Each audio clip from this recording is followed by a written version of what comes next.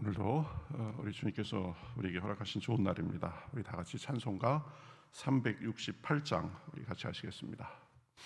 368장 주 예수여 은혜를 우리 같이 찬송하시겠습니다. 368장입니다. 주 예수여 은혜를 부어주사 곧 충만케 하옵소서. 잊으리고 목마른 나의 맘에 주 성령을 부소서. 주 예수여 충만한 은혜 내 영혼에 부소서. 주 예수만 나의 힘 되고 내 만족함 됩니다. 주 예수여 죄에서 풀어주사 날 정결케 하옵소서. 이 세상의 유혹이 나의 맘에 든 못하게 하옵소서. 주 예수여 충만한 은혜 내 영혼에 부소서. 주 예수만 나의 힘 되고 내 만족함 됩니다. 옛 야곱이 천사와 씨름하던 그 믿음을 주옵소서. 이 세상의 물결이 흉흉해도 평안케 하옵소서. 주 예수여 충만한 은혜 내 영혼에 부소서. 주 예수만 나의 힘 되고 내 만족함 됩니다. 주 예수여 완전한 주의 사랑 나 받기를 원합니다. 그 사랑이 내 맘에 충만하여 날 기쁘게 하옵소서. 주 예수여 충만한 은혜 내 영혼에 부소서. 주 예수만 나의 힘 되고 내 만족함 됩니다. 내 마음에 임하신 주의 성령 늘 계실 줄 믿습니다. 그는 은사를 나에게 부어주사 주 섬기게 하옵소서. 주 예수여 충만한 은혜 내 영혼에 부소서. 주 예수만 나의 힘 되고 내 만족함 됩니다. 아멘. 성경 말씀 보겠습니다. 성경 말씀 에스겔서 27장 26절부터 36절까지 보겠습니다. 에스겔서 27장 26절부터 36절까지입니다. 구약성경 1193면에 있습니다. 같이 교독하시겠습니다. 내 사공이 너를 인도하여 큰 물에 이르게 하며 동풍이 바다 한가운데서 너를 무찔렀도다. 내 재물과 상품과 바꾼 물건과 내 사공과 선장과 내 배의 틈을 막는 자와 내 상인과 내 가운데에 있는 모든 용사와 내 가운데에 있는 모든 무리가 내가 패망하는 날에 다 바다 한가운데에 빠질 것이며 내 선장이 부르짖는 소리에 물결이 흔들리리로다. 노를 잠든 모든 자와 사공과 바다의 선장들이 다 배에서 내려 언덕에 서서 너를 위하여 크게 소리질러 통곡하고 티끌을 머리 위에 덮었으며 제 가운데 뒹굴며 그들이 다 너를 위하여 머리털을 밀고 굵은 배로 띠를 띠고 마음이 아프게 슬피 통곡하리로다. 그들이 통곡할 때에 너를 위하여 슬픈 노래를 불러 애도하여 말하기를 두로와 같이 바다 가운데에서 적막한 자 누구인고 내 물품을 바다로 실어낼 때에 내가 여러 백성을 풍족하게 하였으며 내 재물과 무역품이 많음으로 세상 왕들을 풍부하게 하였도다. 내가 바다 가운데서 파선한 때에 내 무역품과 내 승객이 다 빠졌으며 섬의 주민들이 너로 말미암아 놀라고 왕들이 심히 무서워하여 얼굴에 근심이 가득하도다. 많은 민족의 상인들이 다 너를 비웃으며 내가 공포의 대상이 되고 내가 영원히 다시 잊지 못하리라 하셨느니라. 아멘.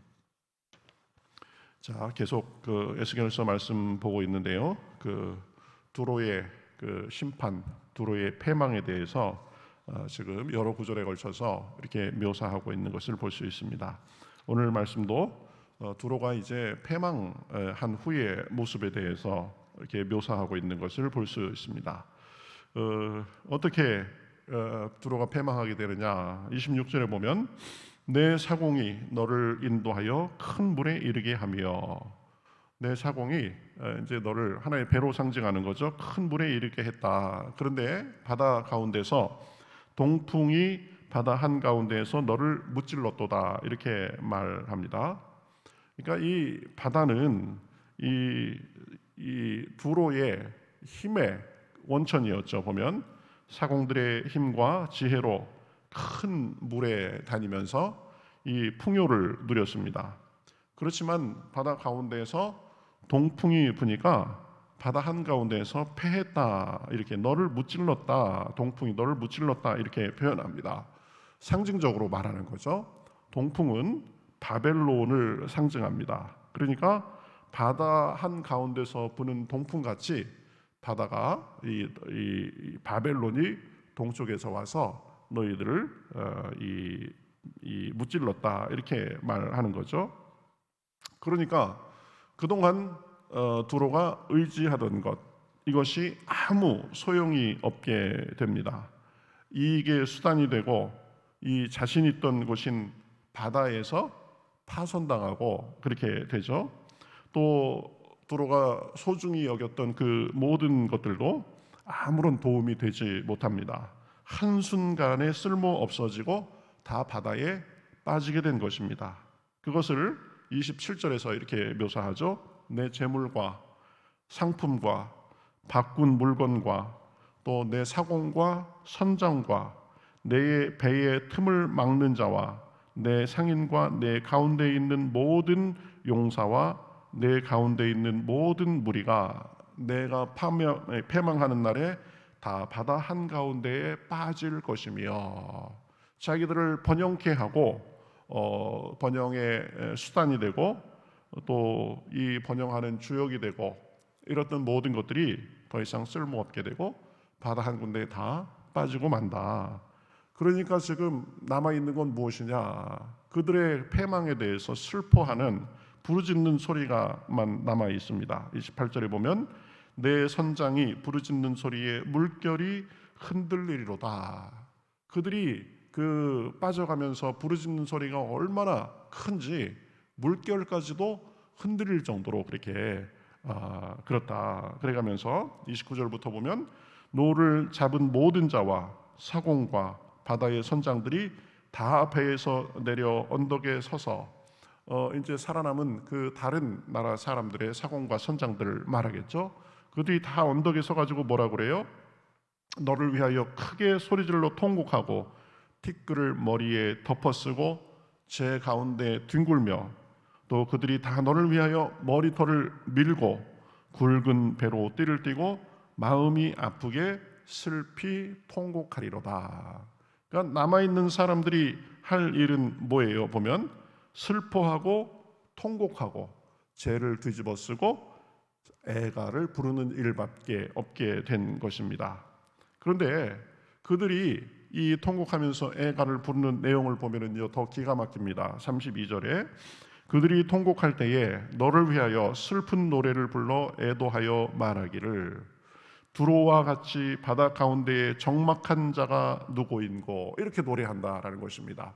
무역선과 또 여러 그 상품들 여러 사람들이 오가느라고 분주했던 부유한 국가 부유한 나라 두로가 하루아침에 망해가지고 적막강산이 됐다. 그것을 지금 탄식하며 이렇게 말하는 거죠. 그래서 뭐 이제 더 이상 두로에 대해서 할 말이 없습니다. 나오는 건 탄식뿐이고 할 말이라고는 미래의 희망과 현재의 기쁨과 영광을 노래하는 것이 아니라 다 지나간 과거의 아쉬운 회상밖에 남아있지 않는 상태가 된 것입니다. 그래서 뭐 33절에 보면 회상하죠. 내 물품을 바다로 실어낼 때에 내가 여러 백성을 풍족하게 하였으며 내 재물과 무역품이 많으므로 세상 왕들을 풍부하게 하였었도다. 다 지나간 일이 된 것입니다.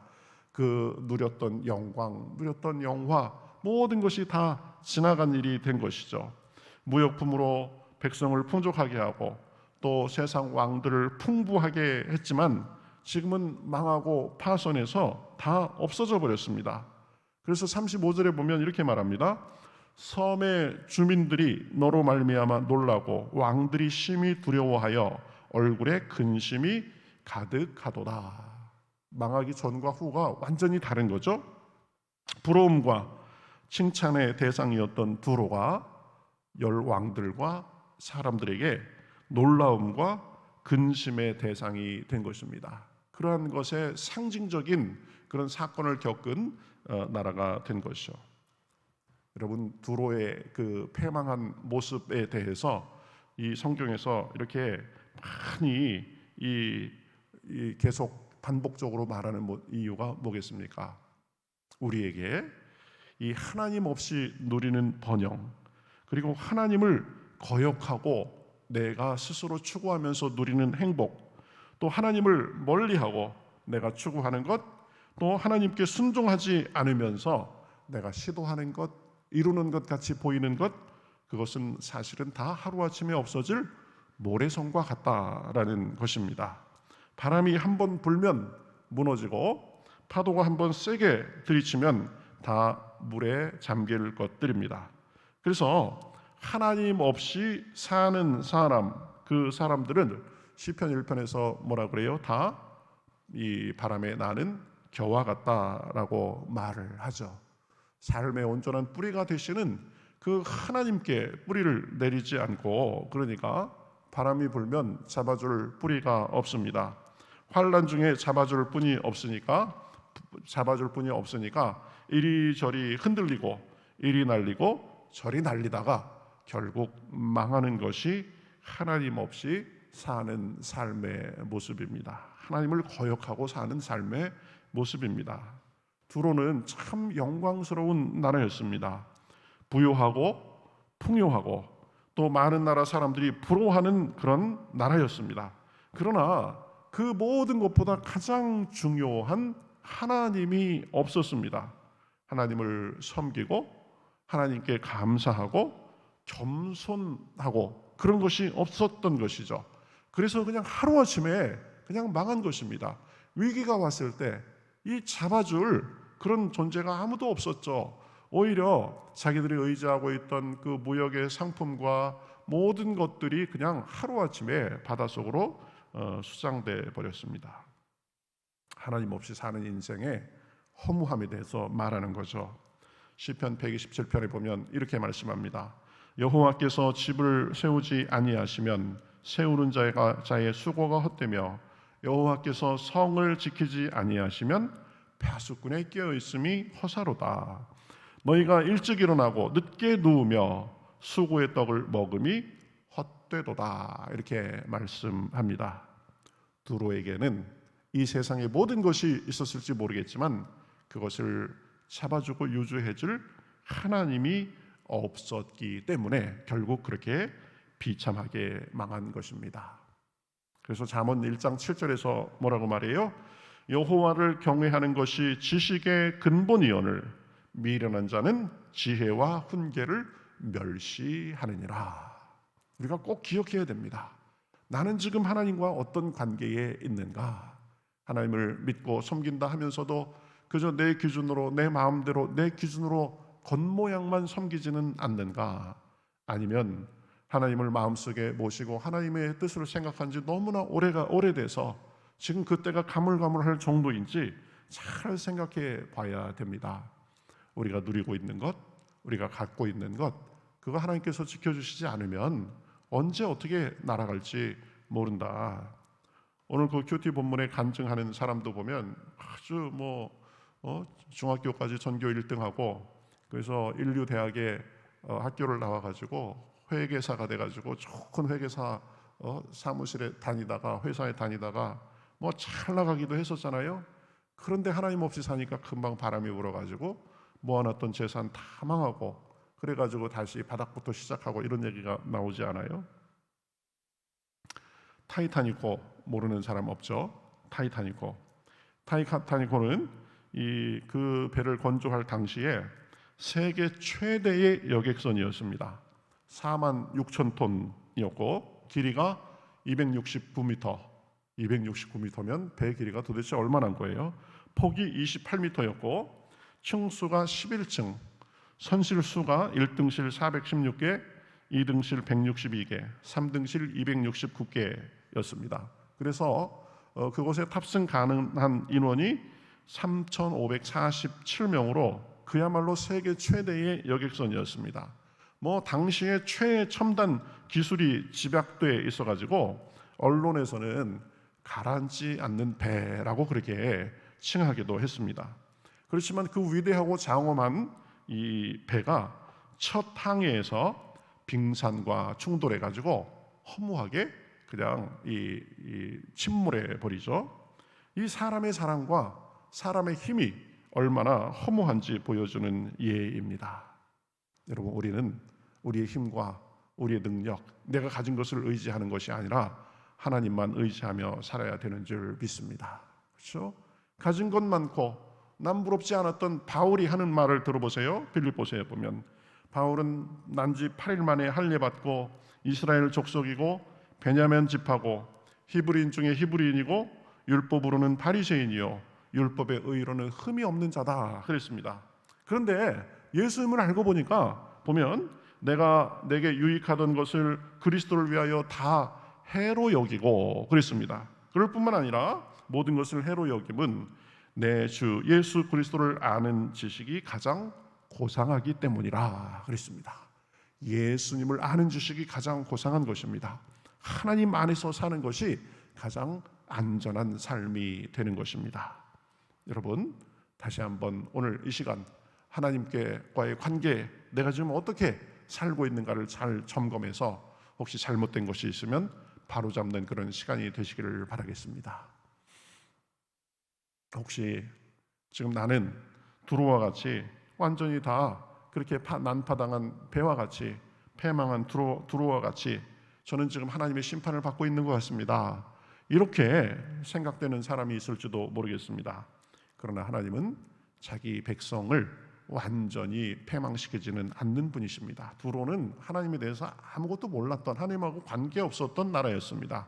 그렇지만 하나님의 나라, 하나님의 백성들은 징계를 할지언정 다시 회복해 주십니다. 내가 어디서부터 잘못됐는지 그것을 하나님 앞에 고백하고 바로잡고 그리스도의 보혈의 그 긍휼에 의지하면 하나님께서 회복시켜 주시는 줄 믿습니다. 우리는 겸손하게 우리의 연약함을 인정하고 우리의 자랑과 힘이 아닌 하나님 위에 삶을 만들어 나가실 수 있기를 주님의 이름으로 축복합니다. 그것이 이 땅에서도 복받고 잘되고 하늘에서도 인정받고 상급받는 삶이 되는 것입니다. 두로와 같지 않고 우리 바울처럼 하나님만을 가장 고상함으로 알고 하나님 안에서 충성되고 또 그래서 하나님이 주시는 복과 은혜를 이 땅에서도 누리고 천국에서도 누리는 저와 여러분이 되시기를 주님의 이름으로 축복합니다. 우리 같이 기도하겠습니다. 하나님 감사합니다. 참 번영했던 나라, 남부러울 곳이 없었던 나라, 세상의 모든 왕들과 나라가 칭찬했던 나라, 두로, 화려한 나라 두로. 그러나 하나님을 알지 못하고 또 하나님께 감사하지도 않으며 교만했다가 하루아침에 망하는 모습을 지금 성경에서 여러 구절에 걸쳐 이렇게 묘사하는 것을 우리가 바라보았습니다. 하나님, 우리가 어느덧 두로 같지 않았는지 저희들 마음을 살펴봅니다. 나의 힘을 의지하고 내가 가진 것을 의지하고 내 물질을 의지하고 하나님은 어느덧 도외시되지 않았었는지 살펴봅니다. 하나님, 우리가 무엇보다도 누구보다도 하나님을 가장 우선시하고 하나님을 가장 가까이 모시며 하나님과 동행하며 살 수 있도록 인도하여 주시옵소서. 잘못된 것이 있으면 바로잡을 수 있도록 깨달음을 주시옵소서. 혹시 내가 난파된 배와 같다라고 생각하는 그런 마음에 하나님 앞에 나온 사람들이 있습니까? 하나님 불쌍히 여겨 주시어서 다시 한번 기회를 주시옵시고 새 힘을 주시옵시고 일어나서 다시 걸을 수 있도록 주여 인도하여 주시옵소서. 오늘도 기도할 때 성령의 충만을 주시고 함께 하실 줄 믿고 살아계신 예수님의 이름으로 기도하옵나이다. 아멘.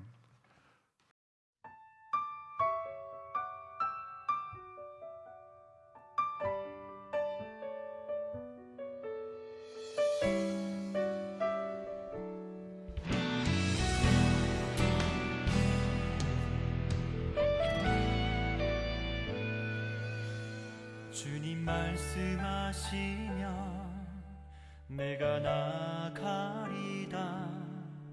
주님 뜻이 아니면 내가 멈춰서리다.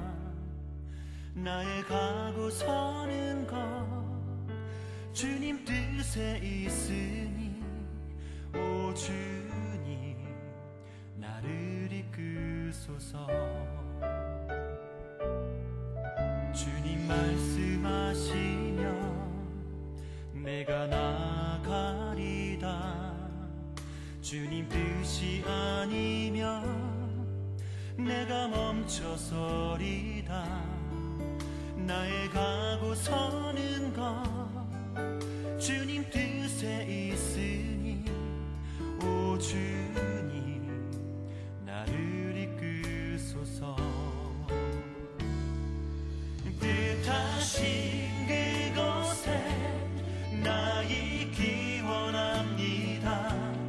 이끄시는 대로 순종하며 살리니 연약한 내 영혼 통하여 일하소서. 주